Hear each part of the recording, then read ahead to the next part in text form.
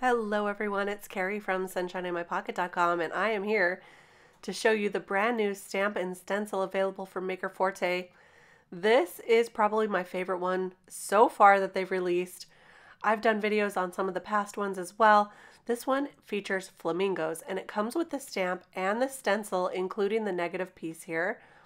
And so there's lots of things that you can do with this. Today I'm going to show you 4 different ideas to get different looks with this stamp and stencil set. I showed you there that I used some pixie spray on the stencil portion, and now I'm going to stamp out a bunch of different flamingos panels.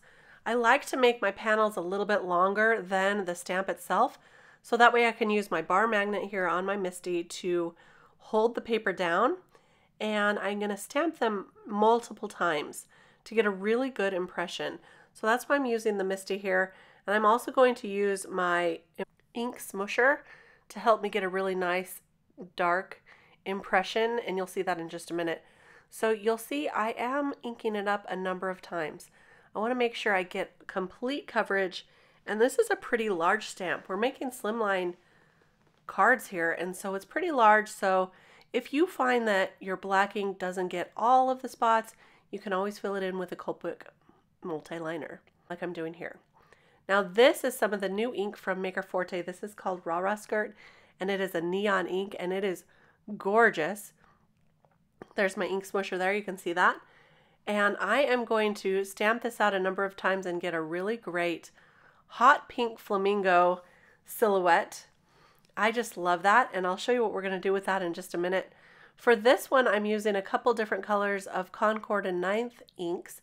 I've got grapefruit and sorbet here because flamingos really are kind of more of a corally color in real life, I think. So I wanted to do a coral, a nod to that in this coral slimline. So I'll stamp out the first color, and I found that it was way too light. So I went in with the darker color, which is the sorbet, and stamped that, and I liked that a lot better. And now I'm going to also put some glitter over the top. So I didn't leave this in the video, but you'll see that I cleaned off the stamp, and then I stamped it one more time with VersaMark ink, and then sprinkled glitter embossing powder over the top. So that's what I'm doing here. I'm preparing it for the VersaMark and the glitter, and for some reason I lost the footage on that, but you'll see in the end what this card ends up turning out to look like. Now it's time to put that stencil over the top. I'm starting out with the black ink that I did here, and now I'm going to ink on some blues and greens for the background of this particular stamp. This is really fun to do. I'm just using some blending brushes to get the ink on the way I want them, and I tried to do this one a little darker because I'm going to add some clouds later on. So I've got the colors here that I'm just blending lightly into each other. I start out really light with the color and then build it up as we go on, and then I go back to the previous color and blend those together.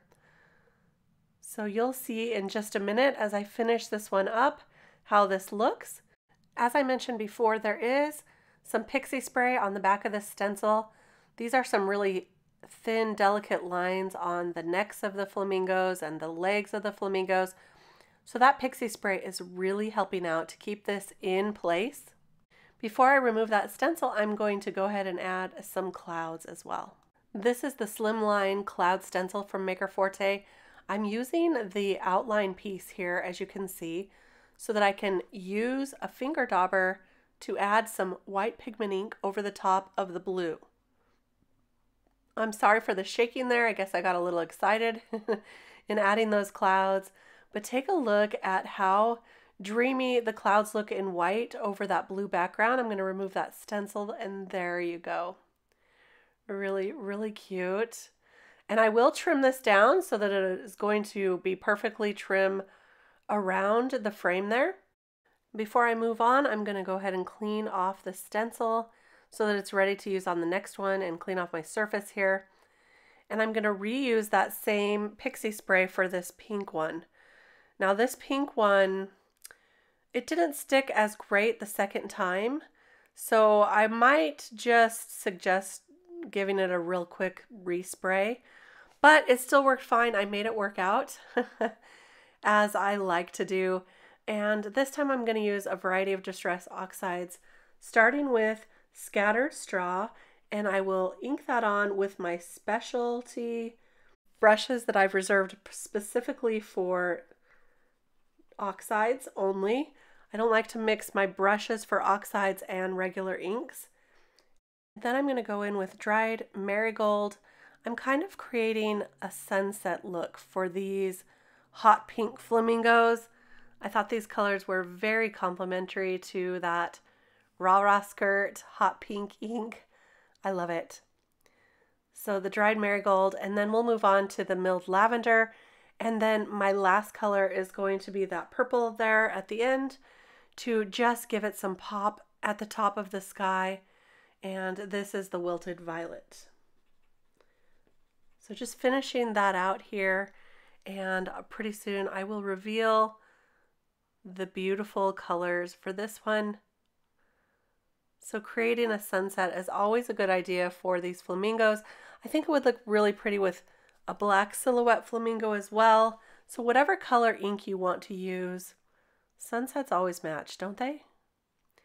So there we go. There is that. I'm just going to finish blending those colors together here. And here's the reveal. When I cut that down, it will look even better. So here is the coral colored one, and I just added some clouds. You can see all that glitter on there now. I've already added the glitter embossing powder. Here's the first one we did. I matted it with some blue raspberry paper in the back, and I think that looks really great with this background. So most of these I'm going to matte with some different colors of paper. This one I just matted with the white, and I added some gemstones. And these are the Rhubarb Ripple Gems from Maker Forte, which are some of my favorites. They're kind of a pinky brown color, and they kind of change colors in the light. This one I used a number of mattes. I used white cardstock and then some Welsh Dragon cardstock, which is very complementary to that coral color. I love the way this one turned out. This one is a little bit larger of a card because I did the double matting, actually kind of triple matting, because I did white, then the Welsh Dragon, then white again around the edge. And this turned out to be probably one of my favorites. I inked on the background with pink and then added a Slimline polka dot stencil and inked over it once again. So we've got kind of a polka dot background there. I matted it with some hot pink cardstock, and I just love how these all turned out. I think this is a really fun stamp and stencil set. This is probably, as I mentioned before, probably my favorite one they've come out with, even though I do love the Grand Canyon one. And I don't know, I love them all. But this one has my heart. Reminds me of my sister who loves flamingos. In fact, one of these is for her birthday card coming up in July. So I think she's going to love it.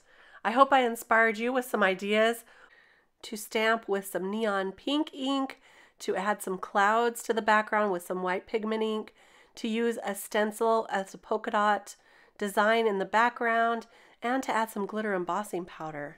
One other thing that I really want to do with this stamp and stencil set is to flock those flamingos with some hot pink flock.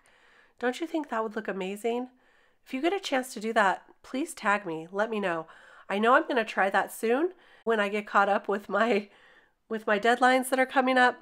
But for now, these are the 4 I share with you. Thanks for stopping by. Please give me a thumbs up if you enjoyed these ideas today. It really does help with YouTube. And I'll be back real soon with more inspiration. Bye-bye.